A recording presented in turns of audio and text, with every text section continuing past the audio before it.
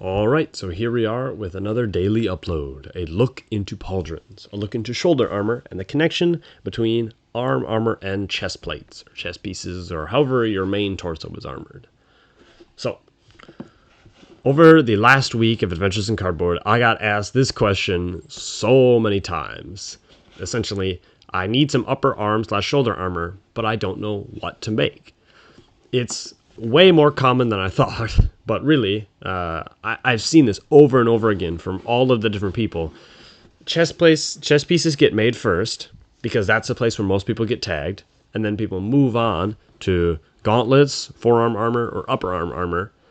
But then, after they stop getting tagged in their chest, because that's armored, stop getting tagged in their arm, because that's armored, they get tagged in all of their exposed spots, which end up being shoulder or inside of elbow. Mainly shoulder, just because it's a larger chunk of meat that's exposed.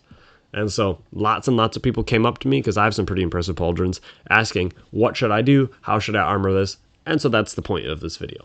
So just sort of as a starter, I'll show off here 7 different images and 9 different drawings for how I've seen this gap protected in the past in a bunch of, I wouldn't say simple, but a bunch of different ways.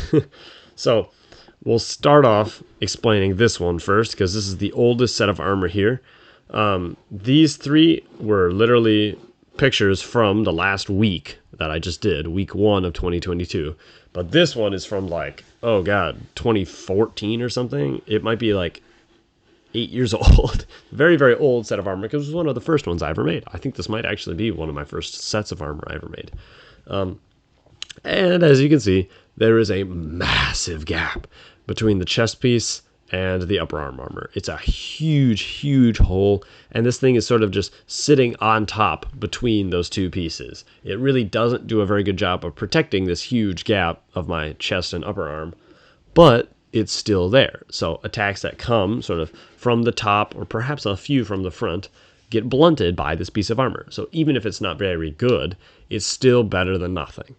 I would sort of say the next level of protection would be one of these 2 sets, which are both ones that were first-time armor creators from last week. This one here, which I believe is multiple flaps over top of one another, riveted on the sides. The issue with this one is that it really doesn't cover so much. It does a lot, sort of like this one as well. It covers a lot of the upper shoulder, but it might not do a lot of that kind of upper arm to chest piece covering. There's going to be a hole underneath that pauldron that is still exposed and is still kind of a problem. Sort of like this one, actually. This set of armor has a very ornate lame style pauldron, where it's plates lapped over top of one another with straps on the inside.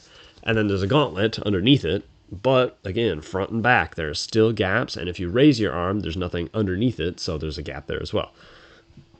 The higher layer of armor, and this is what I would consider to be meta, or most effective tactic available. This is kind of the best armor in the realm, with the perhaps notable exception of my current set of armor.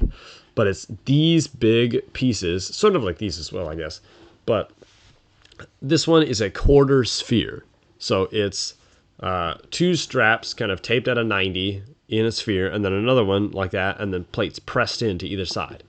It is an outrageously good piece of armor. It's, if you cut it with 22 inches, 20 inches of strap over top, it covers so much of that joint between your chest piece and your upper arm, and so far down your upper arm that really any other type of sword has a really, really, really hard time getting underneath that or around it. It's a very, very effective type of pauldron for facing people with very effective swords.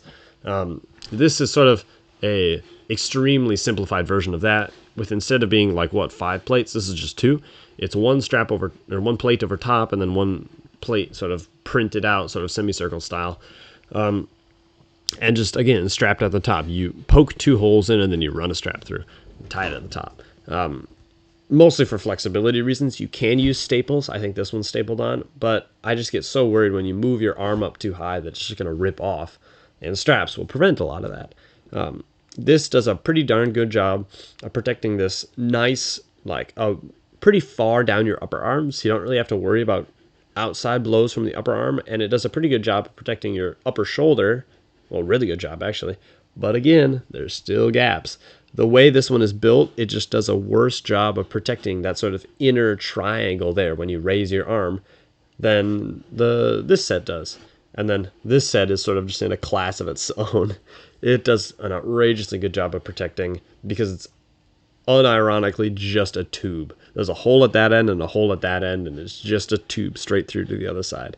There are literally no places you can get tagged through this in this joint because your chest piece overlaps it and your lower arm also overlaps it. So unless they slide between two plates, which you can't really fit a sword in that deep, there's literally just no way to get tagged out there. Now, these two, I guess I'll just mention and then move on. I don't like this style of armor, but it's a style of armor that's not necessarily uncommon, so I suppose I should talk about it. Essentially what it is the armor piece is actually connected to the chest piece. So the shoulder here on this Colossus set is a part of the chest piece. When you put the chest piece on, those shoulders are hard mounted to the chest piece, where all of these are like resting over top, which is what I prefer because I think it gives you more of that overlapping coverage. This is just connected. The issue with this is when you just connect stuff, you lose a lot of mobility, and so you need it to be smaller in the area where you want to move your arm. And then to protect that smaller area, you cover it up with smaller other plates. In this Colossus set and this one over here, well, in this one specifically, there's a huge circular boss that kind of covers that joint, but there's still weaknesses to that. There's still ways you can slide around. Like, for example, it's not protected in the back or the sides. It's pretty good in the front, but even then, you can slide in between it and the chest piece to kind of hit that same unprotected zone. This one was an armor done back in these days, like 5+ years ago, that was one large chest piece with two huge shoulders, and then lots and lots of tiny little scraps, all like rubber tied, stapled down from that, surrounding the top of the armor. This is more of like a static confusion type of protection, because again, you can just stab your sword through that. With these, you just can't. But there were enough plates that most random attacks had a really, really hard time going through, and often just didn't. So it ended up working out kind of annoyingly well, because it was just so messy. And whenever plates would fall off, the guy would just staple more on. So it was pretty a ratty set of armor. I prefer much more refined sets with actual like cutout templates and like nice traced lines and stuff. And this is not that. This is that, this is not. And that's why I just don't like it as much. So, I guess a really quick review. I don't know. I've been getting a lot more views on my channel recently just because of the last week. But I'll do a quick review of one of the videos before I started doing daily uploads about the common progression of armoring spots. And specifically, my sort of rule of thumb for the 5 phases of armoring. This is just literally something I thought up one day and designed for a video. And it's sort of a theoretical tool for how people build stuff. Essentially, the way people build stuff is they start off with covering the big holes, or where you don't actually have holes because everything is just a tag zone, which would be like your first chest plate or your first gauntlet. And as soon as you have a first chest plate or a first gauntlet, you stop getting tagged in those areas because they're covered, and you start getting tagged in other areas, like your upper arms or your legs or your knees or wherever. And once you realize that you've stopped being tagged there and you're starting getting tagged in smaller and smaller areas, you start to cover those smaller and smaller holes. And so, like this sort of armor, was getting tagged in the chest, covered that. Was getting tagged in the arms, covered that. Now I'm getting tagged in the shoulders. And so you end up covering the smaller and smaller holes. And then you start moving into zones where you aren't actually getting really tagged in holes. You're getting tagged in the gaps between two pieces of armor. So you're getting tagged between already small holes, or you're getting tagged between parts that are covering already small holes. And once you've gotten to this point, you can continue to progress slightly by just like adding flaps like I did in this one. But really, more than the flaps, at this point you just need to redesign the whole set. You need to start over from the beginning, or maybe not from the true beginning, but in that zone, you take everything away and you reassess how you need to move and how it needs to be protected, and you come forward with a new design. And then you try that design out, you build it, it gets fought, or you look in the mirror and you test it out yourself. And if there's still gaps, then you redesign it again. And most people get caught back and forth between gaps, redesign, gaps, redesign, gaps, redesign, gaps, redesign. Eventually, some people, like I would say I have made it to the point where you start getting into final meta problems, like the whole lame saying, like that's so advanced because you have to, there's this very specific problem where you can't bend space-time to like make armor slide. You can't increase the distance of one part of a cylinder without it crumpling on the other side. And that's just like a fundamental law of nature. It's just, there's nothing you can do about that. And so you have to design ways to get around it. And my favorite way of designing to get around it is by adding lames everywhere. I have sets on my feet, back of the knees, in the chest, of the neck, and then currently I have ones on the inside of the arms, and I might add them for the hips too, actually, because I don't really like this. But yeah, just there's certain things you can't really help just due to the nature of armor and the nature of cardboard. And so redesigning to fix these meta problems is sort of where you're at, because this armor is a fully encapsulated set, sort of, but there's still some ways you can get better, and so there's still area for you to improve in that set. So that's my sort of where I'm at now. This is phase 5 armor. This is phase 3.9 or phase 4. And so this is sort of how people move, but this is why people move. And I might have talked about this before, but essentially, armor smiths all start out by being killed and then realizing, hey, if I make some armor, I won't get killed in that area, or I will get killed less. And so I was very surprised by this last week, but I guess I shouldn't be. Where people start making their armor the most is everybody just makes a chest plate first. Chest plate is like the most common piece of armor, more than anything else, more than like armor, more than leg armor. Everybody just makes a chest plate. I guess because it's a one large piece and it covers like more than most other things, and it's the easiest big piece to make. And so if you protect that spot, it's the largest thing you can do to get yourself killed the least, I guess. But then again, you start moving up that thing, there's still little spots that you're getting killed, and the spots, the more and more armor you add, the more and more those spots get localized, and you have to do more and more work to try to cover them. The pressure for improvement is getting killed in a localized spot. It's just the constant reality. If you have no armor, your localized spot is your whole body. But the more and more armor you get, the smaller and smaller those localized spots get, and so the more and more you want to armor them. That is the sort of reliable, traditional, most stable way of improving. But the fastest way of improving is, instead of having to battle test everything, you look in the mirror and you see if there are gaps, and then you put armor where you see. So this set here, this picture was taken literally in the mirror, because it's in my workshop, and I would put on all my armor, look in the mirror, try to see if I saw any gaps, and then try to redesign to fix those gaps. And so, like I'm saying, your primary concern is covering the gaps or covering space. Just putting cardboard on your body to protect you so that you die less. In my opinion, mobility is a kind of medium secondary. You should be very concerned about your mobility. You should want to still be able to run and to lunge and to attack, but the whole point is you're trying to die less by protecting yourself more, and you have to sacrifice a degree of mobility to do that. And so other people are going to bully you. They're going to kill you, and then you shall realize that there are holes in your spots. But if you can bully yourself before anyone else does, you look in the mirror, see if you see any open spots, and then add stuff or redesign to cover those spots.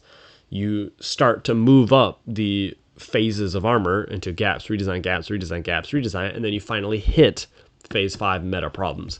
So following that sort of branch of covering gaps, redesigning, covering more gaps, if you can't see any visible gaps in the mirror, then your opponent won't be able to either, and you've successfully bullied yourself before they can do it to you. So that's sort of the end goal of armor, really, is covering all the gaps so that no one can see how to get in. But even if they can't see, there might still be ways in, and that's sort of a problem. Again, people are going to constantly be looking for gaps. I've stood like in the circle so many times and have just like 5+ people swarm around you looking for holes to poke their swords in or daggers in or whatever. Unless you have near world class like phase 5 armor, there'll be gaps and they will find them. Like under this, the biggest gaps with this armor is, of course, you slide exactly like the Colossus, well, not exactly like it, but similar to the Colossus one. You slide up the chest plate and you get in underneath these large quarter sphere pauldrons, and there's nothing there because it's the armor, chest piece, and something over top. And it covers very low down, so it's very hard to slide up there, but it's still doable. And if someone is standing right next to you and just spending all the time in the world to find that gap, they can. So what should you do about this? Essentially, the answer is you play to your own strengths. The point of armor is not to be protected from any attack from any angle, giving your opponent infinite amount of time to find it. The point of armor is to be protected from the greatest percentage of possible attacks from the most likely angles. And even if you do have a gap, it doesn't mean that the armor is useless. So this armor here, for example, I believe at this phase it was almost gapless, but literally I just threw up my sword and shield and most of any possible gaps just disappear. You play to your own strengths. If they have no armor and they're coming up to you going, oh, look at you, you have a gap there, hold up your sword and shield and go, okay, I have a gap there, but you have no armor at all. So if we fight, who's going to win?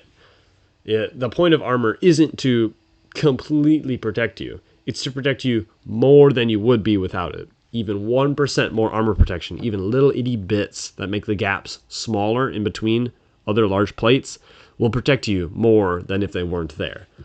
Any improvement is good improvement as long as you're not sacrificing an unreasonable degree of mobility. Okay, I guess my last little saying will be, there are a lot of people who have lots of gripes against armor and be like, oh, it reduces my mobility so much, I hate it.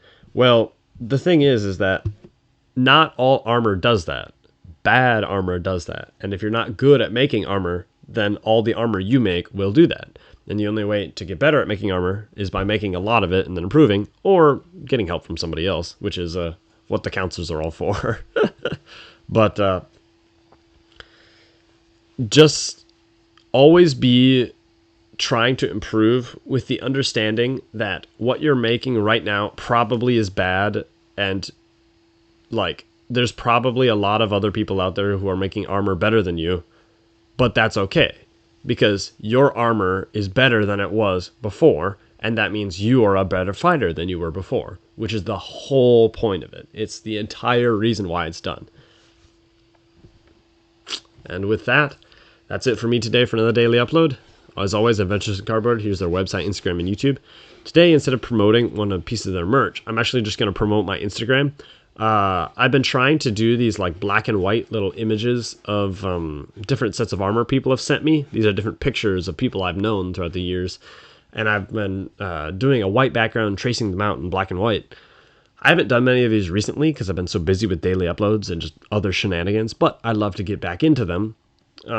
If you want to send me a picture of you in full armor, DM me at Ickerson on Instagram. Picture of the armor, and I might, if I have time, trace it out. So yeah, that's it for me today. Thanks for stopping by for another daily upload, and I hope to see you tomorrow.